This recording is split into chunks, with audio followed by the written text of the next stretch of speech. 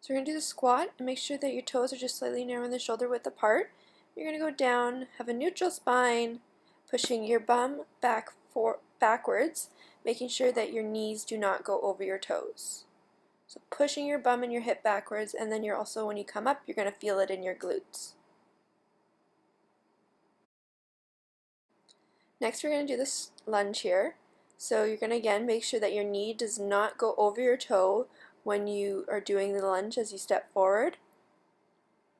And step forward and making sure the back is about at 90 degrees. Again, neutral spine, facing forward, really taking the time. And again, knees not over your toes. Here we're going to be doing the dumbbell bench press. So you're just going to want to make sure that you are not, as you come down, that your elbows do not go past 90 degrees and that they are in line with your shoulders. And again, exhaling on the effort here. And just a slight check to make sure that they are not going further back than that. So here we're going to be doing the dumbbell overhead press.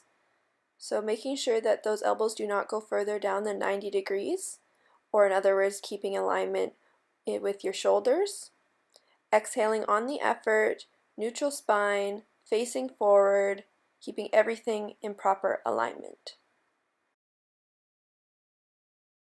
So here we're going to go down to the dead bug.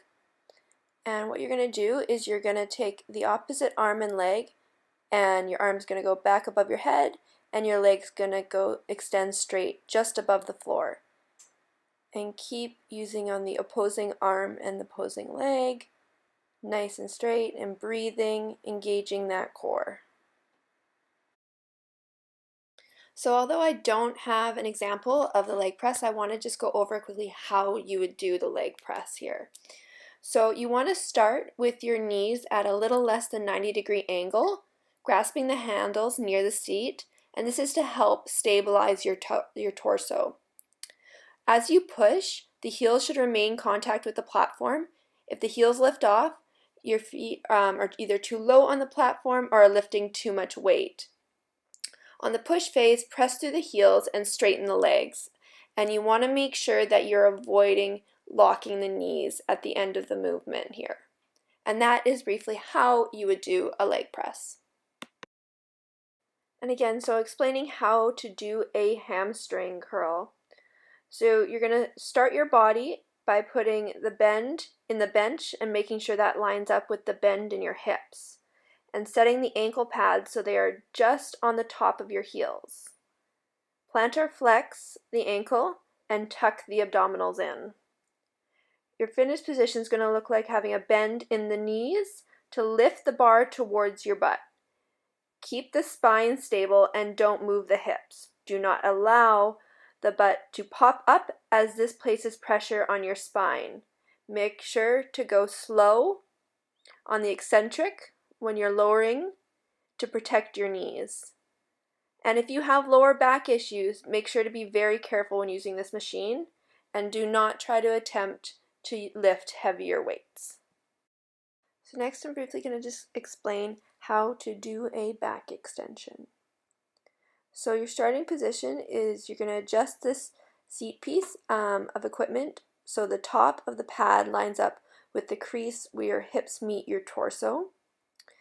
This is technically called your pivot point. You're going to cross your arms across your chest and contract the abdominals. As you finish, you're going to raise the upper body up to neutral point, avoiding hyperextension, so making sure that you're not going too far as you come up. You may see some people holding heavy weights pressed to their chest.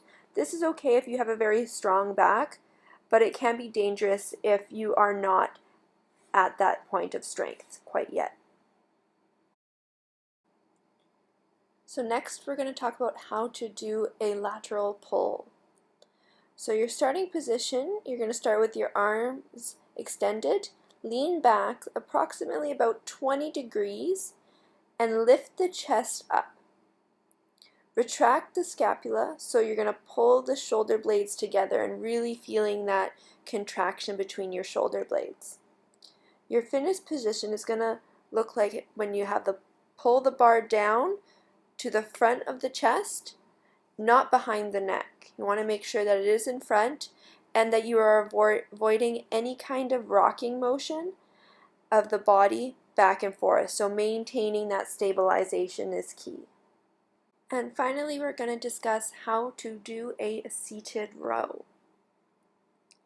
So you're going to sit up close to the handle before grabbing it and slowly push with your legs and scoot back into the starting position.